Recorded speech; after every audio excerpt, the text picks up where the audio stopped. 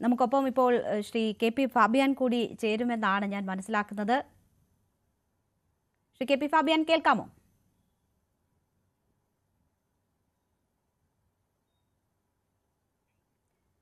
Shri Fabian, താങ്കൾക്ക് കേൾക്കാമെന്ന് ഞാൻ കരുതുകയാണ്. ഒരു യുദ്ധത്തിലേക്ക് സാഹചര്യങ്ങൾ നീങ്ങുമോ എന്ന സംശയം നിലനിൽക്കുകയാണ്. ഒരു തിരിച്ചടി, ശക്തമായ തിരിച്ചടിയുടെ സൂചനകൾ വന്നു കഴിഞ്ഞു.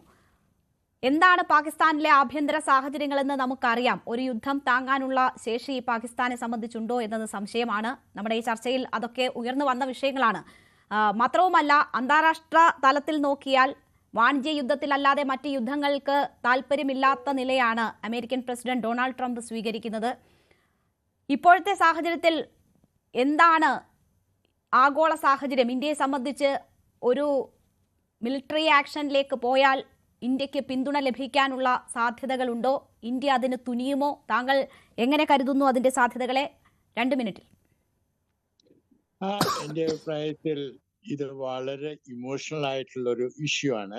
നമുക്ക് എല്ലാവർക്കും അറിയാം കൊല്ലപ്പെട്ട വിനോദസഞ്ചാരികളുടെ കാര്യം, അവരുടെ കുടുംബങ്ങളുടെ കാര്യം. അപ്പോൾ ഇത് വളരെ ഇമോഷണൽ ആയിട്ടുള്ള ഇഷ്യൂ ആണ്. പക്ഷെ അതേ സമയത്ത് തന്നെ രാഷ്ട്രത്തിന്റെ പോളിസി ഇമോഷന്റെ ബേസിൽ മാത്രം പറ്റില്ല.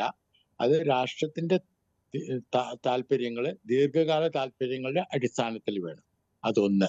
രണ്ടാമത്, നമ്മൾ ഇപ്പോൾ തന്നെ ഡിപ്ലോമാറ്റിക് എക്കണോമിക് പ്രഷർ ചെലുത്തി കഴിഞ്ഞു പാകിസ്ഥാന്റെ പേര്. ഒരു പക്ഷേ ഒരു മിലിറ്ററി പ്രഷറിന്റെയും കൂടി, അതായത് ബാലക്കോട്ട് പോലെ 1-2 സർജിക്കൽ സ്ട്രൈക്സിന്റെയും ആവശ്യമുണ്ട്. പക്ഷേ ഒരു യുദ്ധം തുടങ്ങുക ഇന്ത്യയുടെ താല്പര്യത്തിന് നല്ലതായിട്ട് എനിക്ക് തോന്നുന്നില്ല. ഇന്ത്യ അത് ചെയ്യുമെന്നും എനിക്ക് തോന്നുന്നില്ല. തന്നെയുമല്ല, പാകിസ്ഥാന്റെ മേൽ ഇപ്പോൾ വാഷിങ്ടണും മോസ്കോയും ബെയ്ജിങ്ങും ലണ്ടനും പാരീസും ഒക്കെ അവരും സമ്മർദ്ദം ചെലുത്തുന്നുണ്ട്.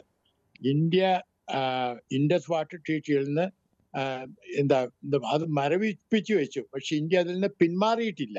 ഇന്ത്യ പറഞ്ഞിരിക്കുന്നത് പാകിസ്ഥാൻ നമുക്ക് തക്കതായ ഒരു ഉറപ്പ് നൽകണം. അതായത് പാകിസ്ഥാന്റെ സോയിലിൽ നിന്ന് ഇന്ത്യക്കെതിരായിട്ടുള്ള ടെററിസ്റ്റ് ആക്ടിവിറ്റീസ് ഇനി ഉണ്ടാവില്ല എന്നുള്ളതാണ്. അപ്പൊ ആ ഉറപ്പ് പാകിസ്ഥാൻ നൽകണം. ഇതുവരെ നമുക്ക് കിട്ടിയിട്ടില്ല.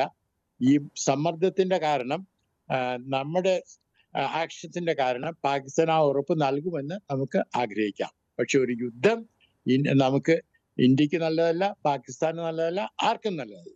തീർച്ചയായും യുദ്ധം ഒരിക്കലും ഒന്നിനും നല്ലതല്ല, ആർക്കും നല്ലതല്ല, പരിഹാരവുമല്ല. പക്ഷേ പഹൽഗാം വിഷയത്തിന് ശക്തമായ ഒരു തിരിച്ചടി എന്നത് എല്ലാവരും ആഗ്രഹിക്കുന്ന വിഷയമാണ്.